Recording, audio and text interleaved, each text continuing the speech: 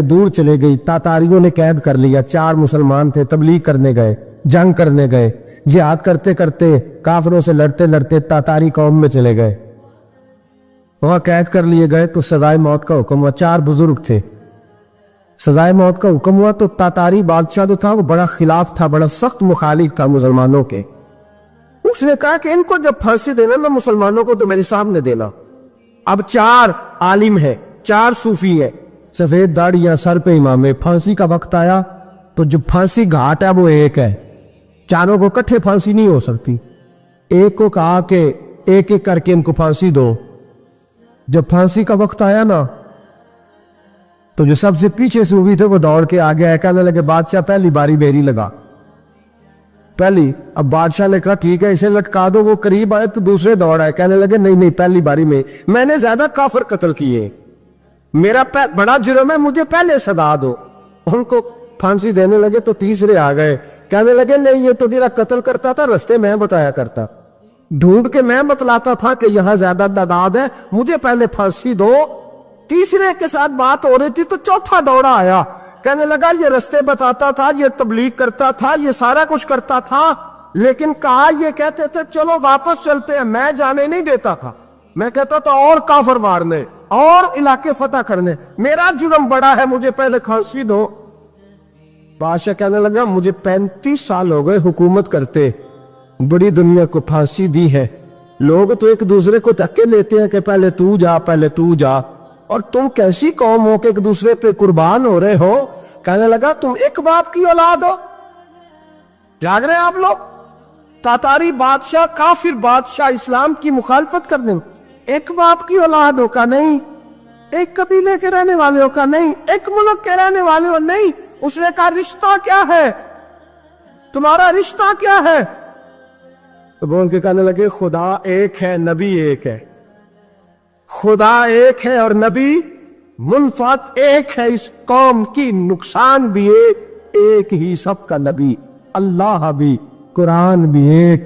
کیا ہی اچھا تھا ہوتے اگر مسلمان بھی ایک، یوں تو سید بھی ہو، مرزا بھی ہو، افغان بھی ہو، تم سبھی کچھ ہو، بتاؤ کہ مسلمان بھی ہو۔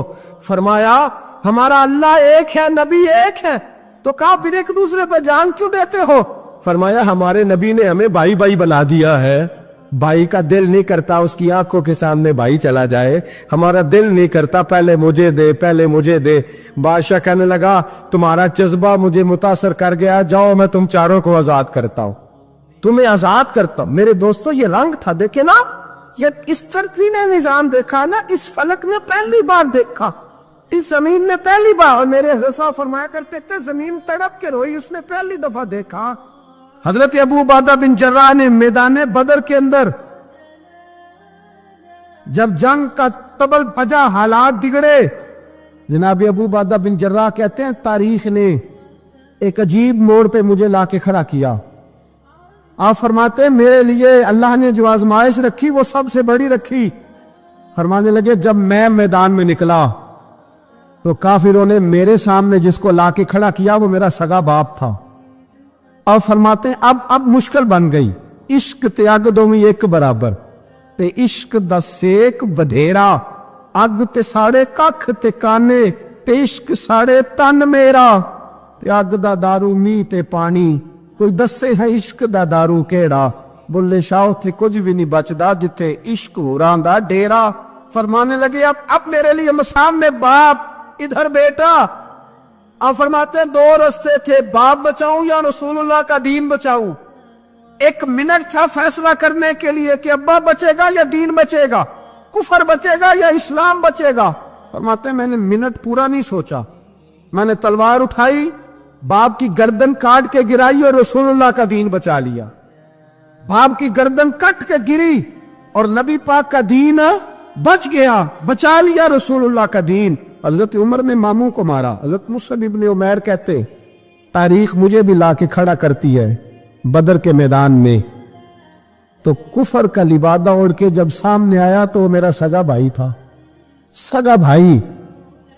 حضرت عمر ملک شام جاتے ہیں، جب فتح ہوتے ہیں حضرت سعد بن ابی وقاص بلاتے ہیں، شام جاتے ہیں، تو حضرت عمر کہتے ہیں شام آئے یار سب سے پہلا کام یہ کر بلال کا تو پتہ کر. یہاں سنا ہے بلال حبشی کا مکان بھی کہیں نیڑے نیڑے ہے, پتہ تو کر.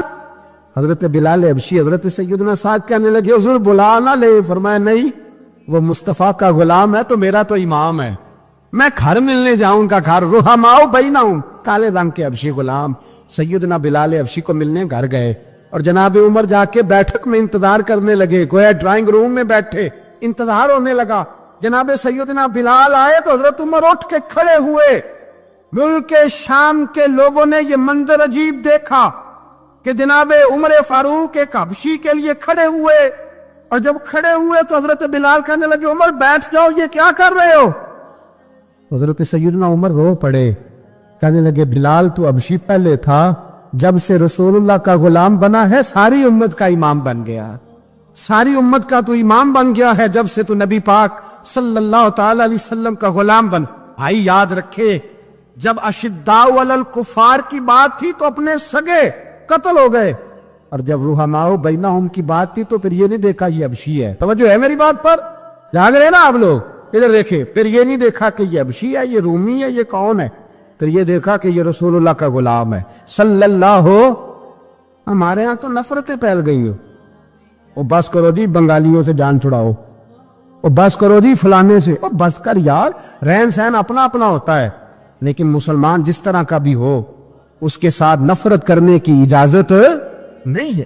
پہلی بات اشداء علی الکفار, دوسری بات رحماء بین. اب تیسری بات ہے تراہم رکعا سجدا یبتغون فضلا من اللہ ورضوانا. میں نے شروع میں بات کی تھی نا کہ اگر خانہ کعبہ میں 40-50 لاکھ حاجی مل کے دعا ہی مانگ لیتا,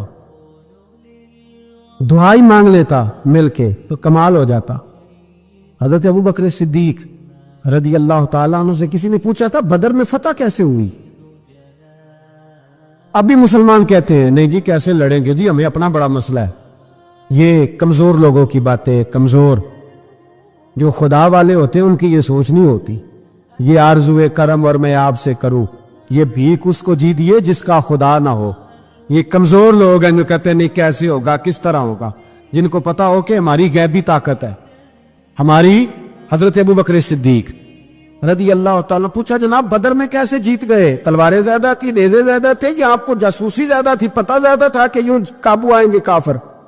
ابو بکر صدیق فرمانے لگے نہ نیزوں سے جیتے نہ تلواروں سے جیتے, ہم جو بدر میں جیتے ہیں تو مصطفیٰ کی نمازوں سے جیتے. ہمیں جو بدر میں کامیابی ملی تو رسول اللہ کی دعاؤں کی برکت سے ملی. فرمانے لگے کافر ساری رات شرابیں پیتے رہے, ساری رات وہ ناچ گانے میں مصروف رہے, اور میں حضور کے خیمے میں موجود تھا, نبی پاک ساری رات نماز پڑھتے رہے, ساری رات حضور نماز پڑھتے رہے, ساری رات اللہ سے دعا کرتے رہے. فرمایا صبح جو کامیابی ملی تو یہ مصطفیٰ کی نمازوں کی برکت سے ملی. ایک بزرگ کی میں بات سن رہا تھا, وہ کہہ رہے تھے اب نمازیں عبادتیں ریاضتیں بعد میں کرنا, پہلے جہاد کرو.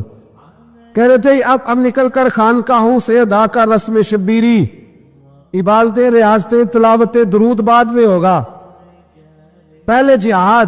تو میں نے کہا صاحب عبادتیں تلاوتیں درود ہو کہاں رہا ہے, پہلے وہ جگہ تو بتائیں. خانقاہوں پہ تو عرس ہو رہا ہے, سال کے بعد ڈھول لگ رہا ہے. وہ جو زمانہ تھا نا کہ خانقاہ شریف پہ شام تک قرآن مجید ختم ہوگا, فجر کے بعد 50,000 درود پڑھا جائے گا, وہاں لوگ آئے ہیں تو وہاں ذکر کرتے کرتے لوگ اس قدر مست ہوئے کہ انہیں ہوش ہی نہیں کہاں کہ کہاں گئے. وہ تو دور ختم ہو گیا. اب کہاں ہے خانقاہ میں؟ اب تو نظر نیاز رہ گئی, ختم شریف رہ گیا, عرس پاک رہ گیا, باقی تو معاملہ ختم ہے.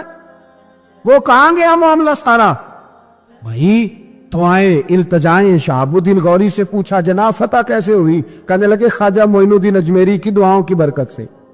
فرماتے ہیں بابا دعا مانگتا تھا, ہم جہاد کرتے تھے, اللہ کامیابی دے دیتا.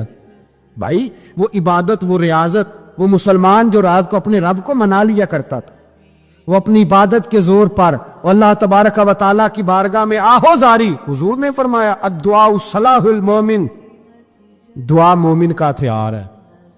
دعا مومن کا, بول کے بتانا ہے, دعا مومن کا.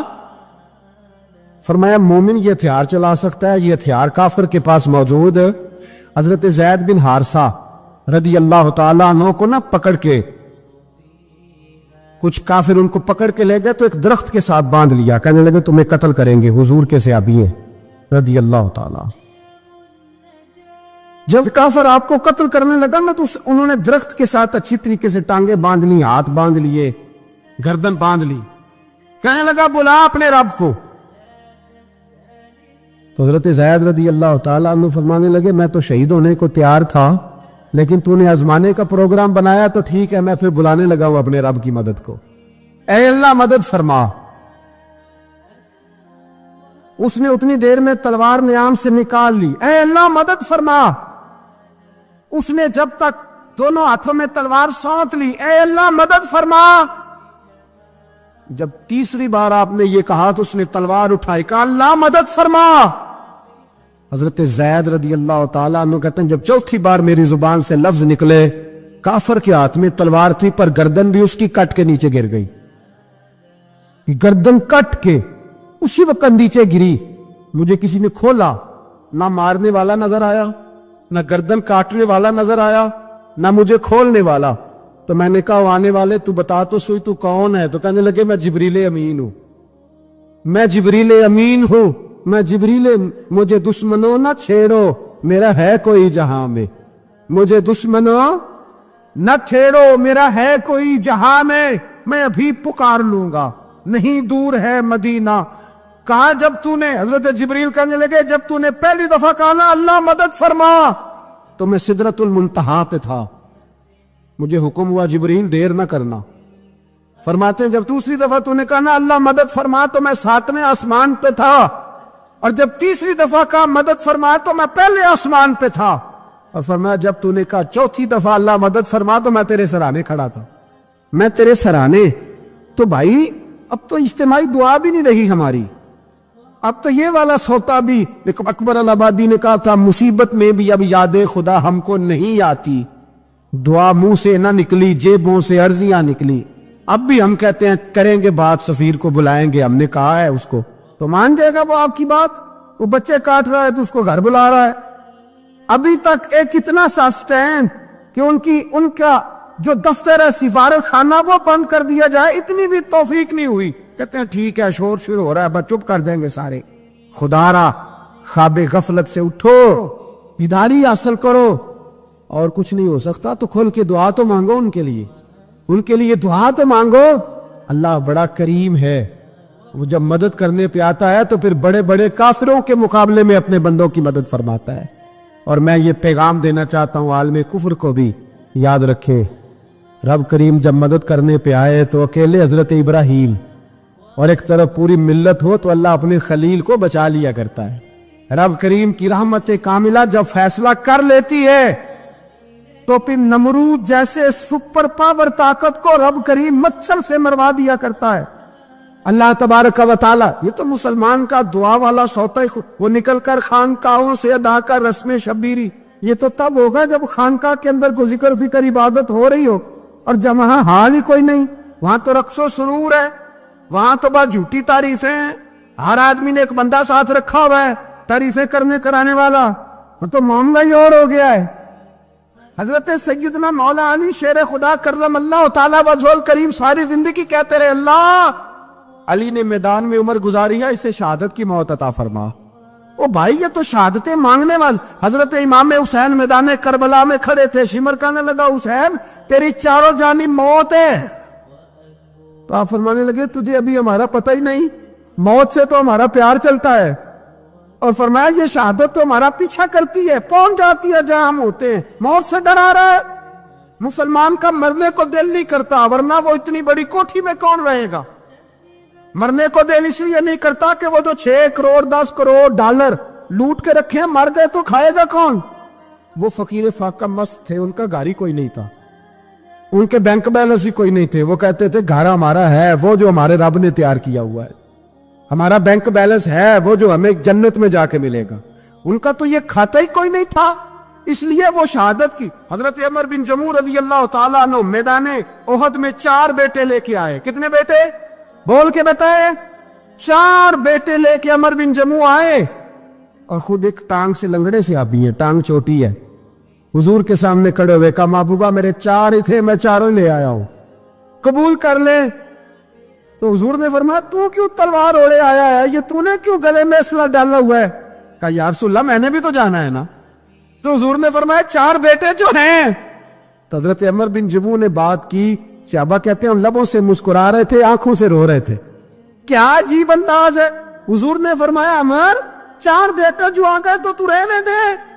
تو حضرت عمر رو پڑے، کہنے لگے محبوبہ کیا لنگڑے جنت میں نہیں جائیں گے؟ کیا حضور میں لنگڑا ہوں تو میرے لیے جنت کوئی نہیں؟ میرے حبیب پاک سید عالم صلی اللہ علیہ وسلم نے فرمایا عمر تو ضرور جنت میں جائے گا۔ کہا محبوبہ پھر بچے بعد میں جائیں گے، میں پہلے میدان میں جاؤں گا۔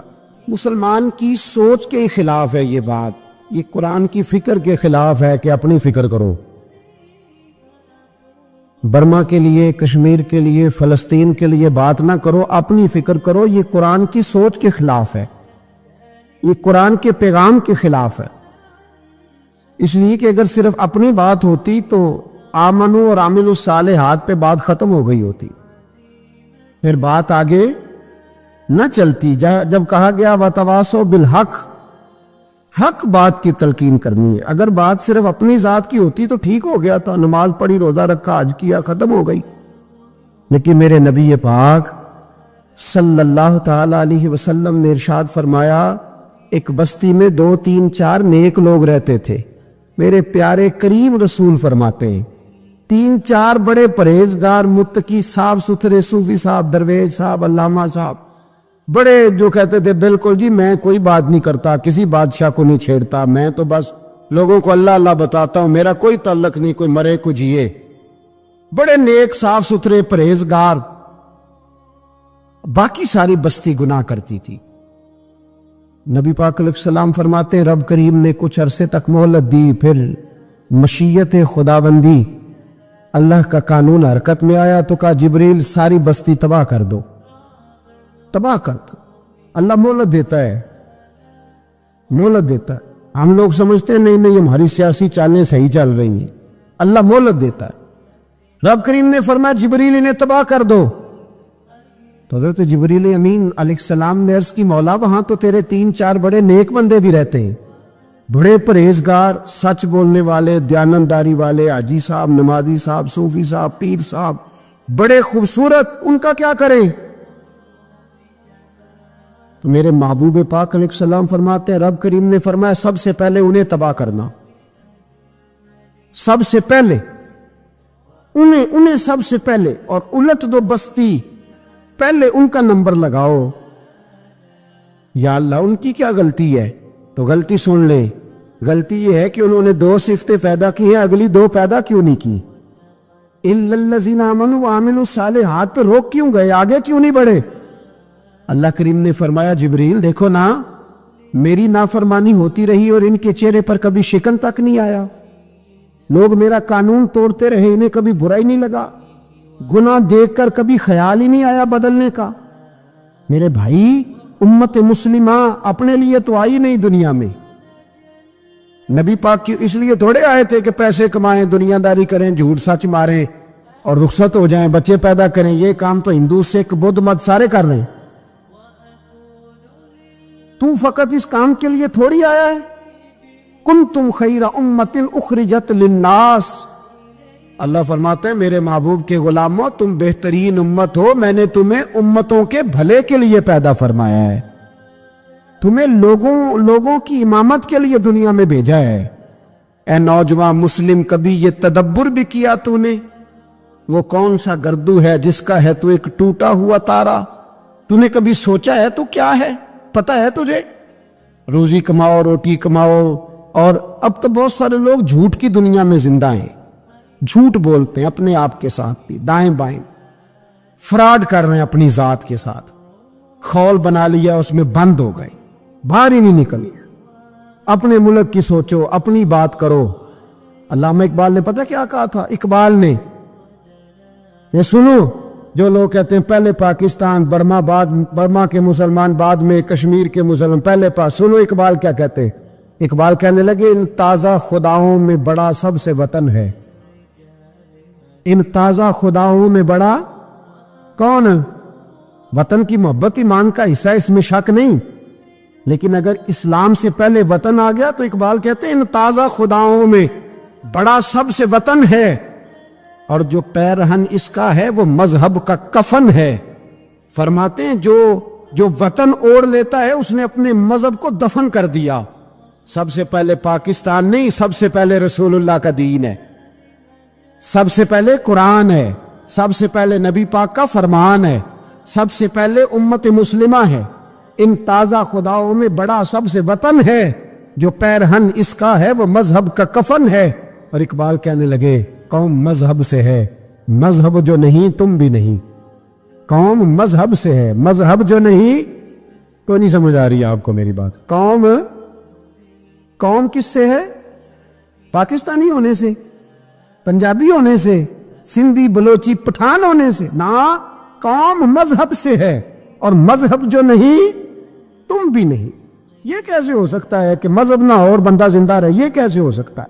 بھائی کافر نے اصل میں جاگ ہی نہیں رہا، میں جاگتا ہی نہیں، میں جیب کی سوچتا ہوں، مسجد کی سوچتا ہوں، خانقاہ کی سوچتا ہوں، مدرسے کی سوچتا ہوں، دکان کی، سارا دن تو اس چکر میں لگا رہتا ہوں لوگوں کو ثابت کرنے میں کہ میں صحیح ہوں باقی غلط ہے۔ میں تو اپنی ذات کے خول سے اٹھ ہی نہیں رہا، اور مجھے یہ اندازہ ہی نہیں کہ لیبیا سارا کٹ گیا، مصر کے ٹکڑے ٹکڑے ہو گئے، مجھے پتہ ہی نہیں کہ شام، جس کے بارے میں میرے نبی پاک علیہ السلام نے فرمایا مکے اور مدینے کے بعد اللہ نے سب سے زیادہ برکت ملک شام میں رکھی ہے، اور حضور نے فرمایا جس نے ہجرت کرنی ہو وہ شام جائے۔ اتنا اعلیٰ ملک سارا کٹ گیا، 4,000 ہزار لوگ ایک ایک دن میں قتل ہو گئے، اور میرا گھر آباد ہے نا، کوئی حرج نہیں، وہ کٹتے ہیں تو وہ دور ہیں، کٹتے رہیں۔ فلسطین میں ہمارے ہاں معراج کی محفلیں بڑی جم کے ہوتی ہیں، سارے لوگ پڑھتے ہیں سبحان الذی اسریٰ بعبدہ لیلا من المسجد الحرام الی المسجد الاقصی۔ انہیں پوچھو روز قرآن مجید میں مسجد اقصی کا نام لینے والوں تو مسجد اقصی کہتے ہو تو تمہیں اللہ کتنی نیکیاں عطا کرتا ہے، بتاؤ تو صحیح مسجد اقصی کدھر ہے؟ اور اب تو میری طرح کے مولوی آدھی حدیث سناتے ہیں، کہتے ہیں مسجد نبی میں ایک نماز پڑھو تو 50,000 کا ثواب، حرم شریف میں پڑھو تو 1,00,000 کا ثواب۔ مولانا حدیث یہاں سے شروع نہیں ہوتی، کھولو تو صحیح کنز المال، پڑھو مسند امام احمد بن حنبل، حدیث تو یہاں سے شروع ہوتی ہے۔ میرے نبی پاک نے فرمایا مسجد اقصی میں جس نے ایک نماز پڑھی 25,000 کا ثواب، اور میری مسجد میں جس نے ایک نماز پڑھی 50,000 کا ثواب، اور اللہ کے گھر بیت اللہ جس نے پڑھی 1,00,000 کا ثواب۔ مسجد اقصی کا تو ذکر ہی چھوڑ گیا ہے، کیوں؟ وہ مسجد جس کی طرف منہ کر کے 15 سال میرے نبی پاک نے نماز ادا کی، کس نے؟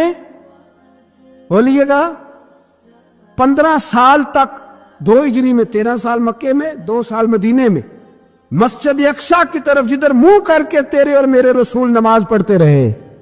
آج وہ مسجد یہودی کے قبضے میں ہے، کئی جمعے تالا رہتا ہے، وہاں نماز نہیں پڑھنے دی جاتی۔ مجھے کیا لگے اس بات سے؟ میری مسجد میں تھوڑی لگا ہوا ہے۔ ایسی ہوا چلی ہے کہ ہر شخص سوچتا ہے تمام شہر جلے بس ایک میرا گھر نہ جلے۔ بھائی یہ وہ دور ہے جس دور میں ذرا سی بھی کسی شخص کو تکلیف ہوتی ہے تو عالمی میڈیا پہ بات جاتی ہے، موبائل جیبوں میں فوراً تصویریں کیش ہوتی ہیں۔ میں اور آپ، ہمارا اس قوم سے تعلق ہے جس قوم کے بچے کٹ گئے، ذبح ہو گئے، عورتوں کے پستان کاٹ کے برما کے بدھوں نے ان کے کباب بنا کے کھا لیے، چھوٹے چھوٹے بچوں کی لاشیں انہوں نے لٹکا ڈالی۔ اور یہاں میں حکومت کی کیا بات کروں، یہاں کسی سیاستدان کو مکھی کاٹ جائے تو ہمارے پھٹے آباد ہو جاتے ہیں بحث کرنے کے لیے۔ ہمارے اپنے لوگ، عام آدمی نہیں بات کرتا، عام آدمی نہیں نکلتا، عام شخص کو فکر ختم ہو گئی۔ وہاں میری بھائی سب سے بڑھ کر بہترین مسجد کے خطیب امام حسین تھے۔ مسجد نبی سے بڑی بھی کوئی مسجد ہوگی جس ممبر پر رسول پاک بیٹھ کے خطبہ دیا کرتے تھے؟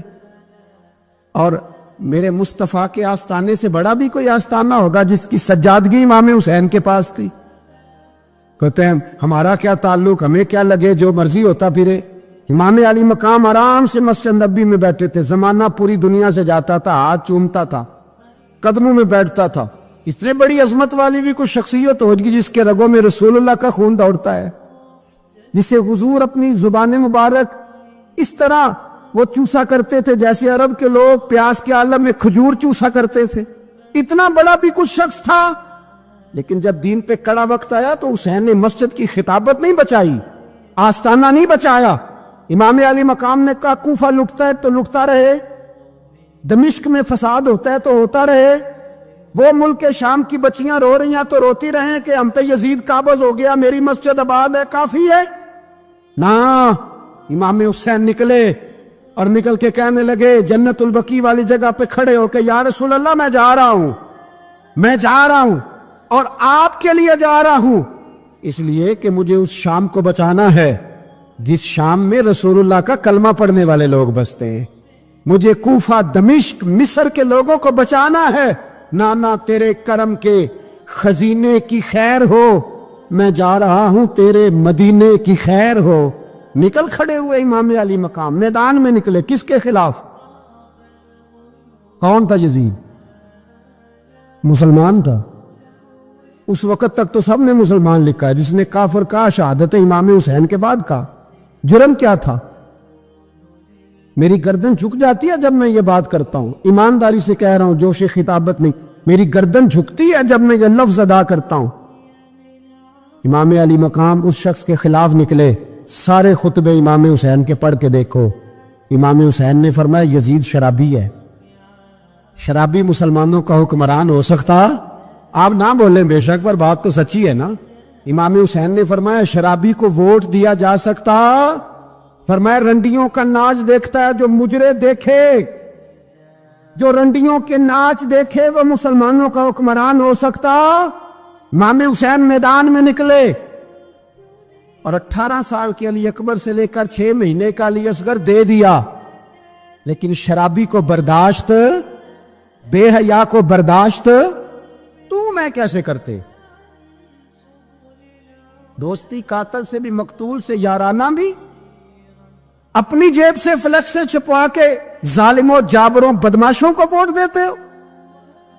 امام حسین کو تیری دیگ کی ضرورت ہے جو تو 10 محرم پہ پکاتا ہے, چاولوں کی ضرورت ہے جو تو نے 9 محرم کو پکائے. ان کو اس بریانی کی عادت تھی جو تو نے پکائی ہے. میرے گھر میں فلاں MNA MPA صاحب آ گئے تھے, امام حسین کے گھر کے اندر یزید نے پیغام بھیجا. اس نے کہا جیسے کہو گے کر لوں گا, جتنے پیسے کہو گے دے دوں گا, جتنی مسجدیں کہو گے بنوا دوں گا, جتنے ادارے کہو گے تعمیر ہو جائے, مجھے نہ چھیڑو. آپ نے فرمایا نا, مسجد مدرسے اس وقت آباد رہتے ہیں جب حکمران صحیح ہوتے ہیں, اور جب حکومتیں غلط ہوتی ہیں تو پھر مساجد آباد. اور آج دین نبی دا وانگ یتیمہ رووے تے کرلاوے تے آکھے میں کتھوں لبا عمر بہادر, میں کتھوں لبا عمر بہادر جڑا مینوں سینے لاوے. امام راضی کہتے ہیں کہ سیدہ فاطمہ الزہرا رضی اللہ تعالیٰ عنہ کے دونوں شہزادے حسنین کریمین بیمار ہو گئے تو سیدہ نے منت مانگی کہ بچوں کو شفا ہوگی تو 3 روزے رکھوں گی. شفا ہو گئی, روزے بھی رکھ لیے. اور جب مولا علی شیر خدا روزہ رکھنے کے لیے بیدار ہوئے, سیدہ فاطمہ الزہرا بیدار ہوئی تو امام حسن اور حسین بھی اٹھ گئے. 7-8 سال کی عمر ہے, اماں جی ہم نے بھی رکھنا ہے. صبح کھجور اور دودھ سے روزہ رکھ لیا گیا. این افطاری کے وقت مولا علی کہتے ہیں فاقے چل رہے تھے, کہیں سے میں جاؤں لایا تھوڑے سے. سیدہ فاطمہ الزہرا نے پیس کر روٹیاں پکائیں. وہ وقت جو بڑا مشکل ہوتا ہے افطار کا, کہتے ہیں اس وقت جب کھانے کے لیے بالکل ہاتھ آگے بڑھنے لگے اور امید تھی کہ ابھی سیدنا بلال اللہ اکبر کہیں گے تو روزہ کھلے گا, لیکن ابھی چند ہی منٹ رہتے تھے کہ دروازے پر ایک فقیر نے صدا دی. کہنے لگا سارے مدینے کے دروازے کھٹکھٹا آیا ہوں, قحط ہے, فاقہ ہے, اے رسول اللہ کے خاندان والو, میں یتیم ہوں. کسی نے بتایا ہے کہ اور کوئی دروازہ کھلے نہ کھلے, سیدہ کا دروازہ تیرے لیے ضرور کھلے گا. کیا یتیم کو روٹی ملے گی؟ تو حضرت مولا علی نے بچوں کی طرف دیکھا ہی تھا کہ امام حسن ساری روٹیاں جا کے دروازے پہ دے آئے. کھجور اور پانی سے افطار ہو گیا. صبح پھر کھجور اور دودھ سے روزہ رکھا. امام راضی کہتے ہیں این وہ وقت جب افطار کا ٹائم آیا تو پھر دروازے پہ کسی نے صدا دی، کہا رسول اللہ کے خاندان والوں میں مسکین ہوں، رات سے روٹی کھائی ہے، نہ صبح کھا سکا نہ دوپہر، کسی نے بتایا ہے کہ اس دروازے سے خالی کوئی نہیں جاتا۔ امام حسن نے پھر سارا لنگر اٹھایا اور پھر جا کے دے دیا۔ تیسرا دن پھر ہوا، مجھے لگتا ہے کہ جب افطار کا ٹائم آیا ہوگا نا تو یہ خود ہی سارے دروازے پہ دیکھتے ہوں گے، یہ کوئی آیا نہیں لینے والا ابھی تک۔ لگتا ہے کہ نظریں دروازے پہ تھیں۔ این افطار کے وقت 3 روٹیاں جب جاؤں کی پک کے آئی، ایک بھکاری نے صدا دی، کہنے لگا میں قیدی ہوں، آج ہی قید سے رہائی ملی ہے، پہلے دن کسی کے دروازے پہ صدا ملی ہے، دی ہے روٹی ملے گی۔ امام حسن وہ کھانا دے کے واپس لوٹے، کھجور اور پانی سے افطار ہوا، اور جیسے ہی مسجد نبوی میں تینوں باپ بیٹا نماز پڑھنے گئے تو مولا علی کہتے مجھے بتانا نہیں پڑا، رسول کریم نے میری طرف دیکھ کے فرمایا علی تیرا، فاطمہ کا، حسن اور حسین کا 3 دن والا عمل خدا کو بھی بڑا پسند آیا ہے اور محمد مصطفیٰ کو بھی بڑا پسند آیا ہے، وہ بڑا پسندیدہ عمل۔ میں کہتا ہوں کہ حضرت فاطمہ نے نا ان کی تربیت پہلے ہی کر دی تھی، 3 دن بغیر افطار کے روزہ رکھنے، وہ ٹریننگ گھر سے ہو چکی تھی۔ اب میدان کربلا میں 3 دن بھوکا پیاسا رہنا ان کے لیے مشکل نہیں تھا۔ حضرت جناب سیدہ زینب بنت ابی رافع کہتی ہیں کہ سیدہ فاطمہ الزہرا نا ایک دن اپنے دونوں شہزادوں کو لے کے، جب حضور کی طبیعت مبارک بظاہر علیل تھی جس میں حضور کا وصال ہوا، دونوں شہزادے لے کے سیدہ فاطمہ نبی کریم کی بارگاہ میں گئی، کہنے لگی یا رسول اللہ میرے بچوں کو کچھ دیجئے۔ سیدہ پاک تو حضور اٹھ کے بیٹھ گئے، اس کندھے سے امام حسن کو لگایا اور اس سے امام حسین کو لگایا اور فرمایا فاطمہ یہ جو میرا حسن ہے نا اس کو میں اپنی ہیبت اور سرداری دیتا ہوں، اور فرمایا یہ جو میرا حسین ہے نا حسین کو میں اپنی جرت اور سخاوت دیتا ہوں، میرا حسین جرت مند ہوگا اور سخی ہوگا۔ داتا گانج بخش علی حجویری، امام الاولیاء، سید الاسفیاء، داتا صاحب کشف المعجوب میں فرماتے ایک دن نا امام حسین کے پاس ایک شخص آیا بڑی دور سے کچھ مانگنے، کہا حضور کچھ دیجئے۔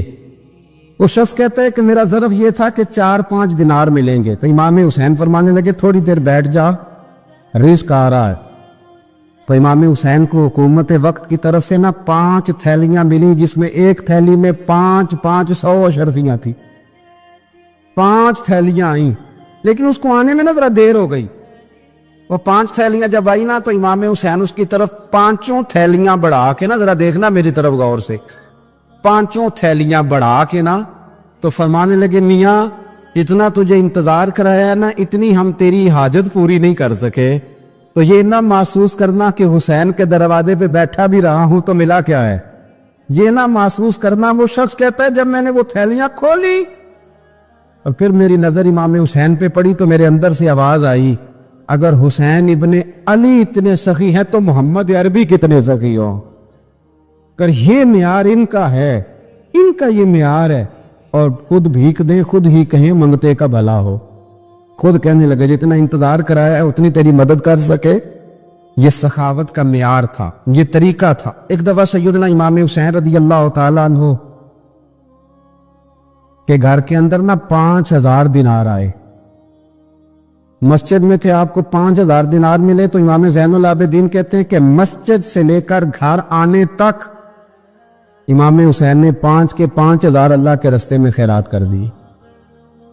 فرماتے میں نے کہا ابا جی 5 دینار کی گھر میں ضرورت تھی،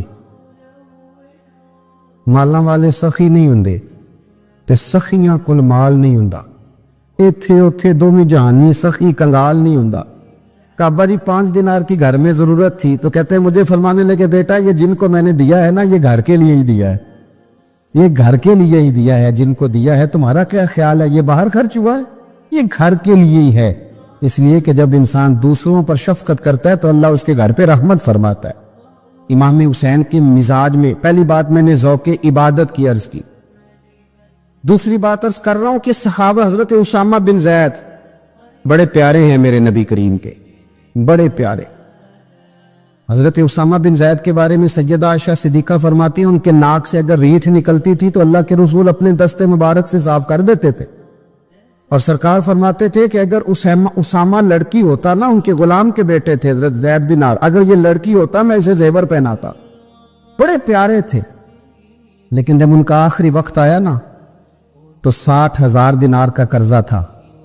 رشتہ داروں سے کہا، دوستوں سے کہا، یاروں سے کہا، پر قرض ادا نہیں ہو رہا تھا. حضرت اسامہ بن زید کہتے ہیں بڑا پریشان تھا. جب حد ہو گئی نا تو حضرت اسامہ بن زید فرمانے لگے جاؤ کوئی حسین ابن علی کو خبر کرو، ان سے کہو میں نا غلام ہوں آپ کے نانا کا، مقروض دنیا سے چلا گیا تو کیا بنے گا. امام حسین کو خبر ملی تو دوڑے آئے. لاجپال اس پیر کو نہیں کہتے جو تگڑا نذرانہ لے کے تو ماتھا چوم لے، لاجپال تو اس کو کہتے ہیں کہ جب ضرورت پڑے تو وہ سر پہ موجود ہو. حضرت سیدنا امام حسین تشریف لائے تو جناب اسامہ بن زید رو پڑے، کہنے لگے حضور میں نے نا غلامی کی ہے آپ کے نانا کی، اور اس غلامی پہ ناز ہے. اب 60,000 دینار کا قرضہ لے کے دنیا سے جاؤں گا تو میری قبر پہ بوجھ رہے گا. امام حسین خادم کو بھی کہہ سکتے تھے جاؤ گھر پیسے پڑے ہیں لے آؤ. امام حسین خود گئے، چادر اوڑھ کے تو اس کی اوٹ میں بکل میں 60,000 دینار چھپا کے لائے اور جناب اسامہ بن زید کے سامنے رکھ کے کہنے لگے اسامہ یار پیسے رات کو ہی آئے تھے، میں سوچ رہا تھا مجھے تو ضرورت نہیں، اللہ نے کس کا نصیب میرے گھر میں بھیج دیا، مجھے تو حاجت ہی نہیں تھی، اب پتہ چلا پیسے تیرے تھے، اللہ نے حسین کی ڈیوٹی لگائی ہے کہ جا کے دے آ. حضرت اسامہ بن زید رو پڑے، فرمانے لگے اللہ آپ کو بہترین صلہ عطا فرمائے. امام بڑا ہی پیار کرتے تھے. گھوڑے پہ جا رہے تھے، کچھ فقیر غریب لوگ بیٹھ کے روٹی کھا رہے تھے. کہاں رہے تھے؟ سڑک کے کنارے. تو امام زین العابدین فرماتے ہیں کہ جب امام حسین گزرے تو انہوں نے آواز دی حضور دل کرتا ہے ہمارے ساتھ بیٹھ کے روٹی کھائیں. کائنات کے مالک و مختار کے نواسے اور دنیا کے سب سے بڑے شہزادے گھوڑے سے اترے اور غریبوں کے ساتھ سڑک پہ بیٹھ گئے، روٹی کھانے لگے اور دیر تک کھاتے رہے. اور جب فارغ ہو گئے تو فرمانے لگے کھانے کی ضرورت بھی نہیں تھی، حاجت بھی نہیں تھی، اور تم نے آواز دی تو دل رکھنے کو بیٹھ گیا تھا، اگر اجازت دے تو چلا جاؤں. یہ مزاج تھا، یہ طبیعت تھی. آپ کے ایک بھائی ہیں چھوٹے، حضرت محمد بن حنفیہ نام ہے، حضرت مولا علی شیر خدا رضی اللہ تعالیٰ عنہ کی دوسری بیوی سے. ایک دن حضرت امام حسین ان کے گھر میں بیٹھے تھے تو کسی بات میں نا اختلاف رائے ہو گیا، تو امام علی مقام ناراض ہو گئے، فرمایا آج کے بعد تیرے گھر نہیں آؤں گا. رومال اٹھایا چلے گئے. لوگوں نے حضرت محمد بن حنفیہ رضی اللہ تعالیٰ عنہ سے کہا حسین تو ناراض ہو گئے، کبھی نہیں آئیں گے. آپ فرمانے لگے بھائی تمہارا ہے کہ میرا؟ جی بھائی تو آپ کے ہیں. فرمایا اگر کہو تو چند منٹوں میں حسین واپس آئے. جناب ناراضگی ہو گئی ہے. فرمایا ناراضگی ہوئی ہے پر میں اس کے دل کی نرمی کو تو جانتا ہوں نا، اس کے مزاج کے اندر جو محبت ہے اس سے تو ابھی آئے. کہ جناب وہ کیسے؟ فرمانے لگے دیکھنا ذرا. تو امام حسین نے خط لکھا، حضرت محمد بن حنفیہ نے رکا لکھا، کہنے لگے حسین میرے باپ کا نام بھی علی ہے اور آپ کے باپ کا نام بھی علی ہے، پر ایک فضیلت ایسی ہے جس میں آپ کا مقابلہ نہیں کر سکتا، وہ یہ ہے کہ آپ سیدہ فاطمہ الزہرا کے لال ہیں، آپ محمد مصطفیٰ علیہ السلام کے نواسے ہیں. کہنے لگے بھائی جان آپ نے نانا جان کی وہ حدیث تو سنی ہوگی کہ دو لوگ ناراض ہو جائیں تو جو صلح پہلے کرے جنت میں پہلے جائے گا. فرمانے لگے دل میرا کر رہا تھا کہ پہلے صلح کر لوں، لیکن پھر بڑے بھائی کو پشت کروں گا جنت میں جاتے ہوئے، یہ بھی تو بے ادبی ہے نا. اب خط میں نے لکھ دیا ہے، آپ کا جو ارادہ ہو. امام حسین نے خط پڑھا تو آنکھوں میں آنسو آ گئے. پھر سے رومال اٹھایا. بچے پوچھنے لگے کہاں جا رہے ہیں؟ کہا بھائی کے گھر جا رہا. کہا آپ تو ناراض تھے. فرمایا تھا ناراض پر ہے تو میرا بھائی نا. ہو گئی بات ختم. بڑی دل میں نرمی، طبیعت میں سوز، لہجے میں گداز. حضرت امیر معاویہ رضی اللہ تعالیٰ عنہ نے ایک شخص کو بھیجا مدینہ منورہ شان سے، تو اس نے کہا میں نے امام حسین سے ملنا ہے، تعارف کیا ہے؟ جناب امیر معاویہ فرمانے لگے مسجد نبوی میں جانا جس کے گرد لوگ سب سے زیادہ ادب سے بیٹھے ہوں اور جس کی باتیں سب سے زیادہ میٹھی ہوں اور جس کی نظریں سب سے زیادہ جھکی ہوں اور جس کے چہرے پر تمہیں سب سے زیادہ وقار نظر آئے، وہی علی کے بیٹے حسین ہوں گے. جو سب سے زیادہ تمہیں وہاں ماحول کے اندر جو شخص نظر آئے پوچھنے کی ضرورت نہیں پڑے گی.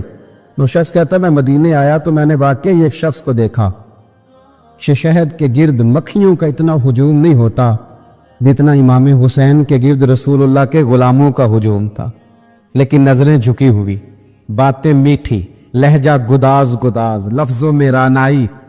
اور لوگ کئی باتیں پوچھتے تو علی کے صاحبزادے ایک آدھ جملہ بولتے تو لگتا یہ کہ وہ جملہ سیدھا دل میں اترتا چلا جاتا ہے. امام علی مقام کے کردار میں نا کچھ باتیں بڑی زیادہ تھیں، بہت زیادہ تھیں، بڑا حسن تھا. ایک بات تو یہ تھی امام حسین رضی اللہ تعالیٰ عنہ کا علم و فضل بڑا کمال کا تھا.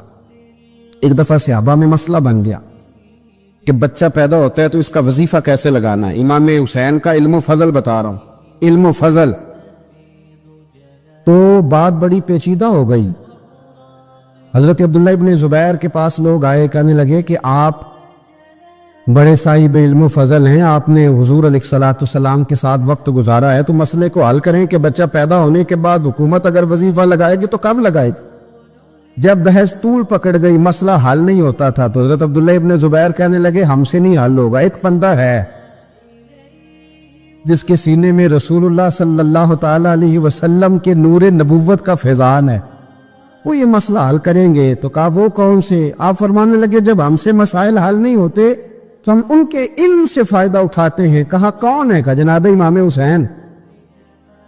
تو لوگ حضرت امام حسین کے پاس گئے، کہ حضرت یہ ایک مسئلہ الجھ گیا ہے کہ بچہ پیدا ہو تو وظیفہ کب لگانا ہے. فرمایا الجھنے والی بات ہی کوئی نہیں، پیدا ہونے کے بعد جب وہ پہلی دفعہ آواز نکالے تو اس کا وظیفہ لگا دو.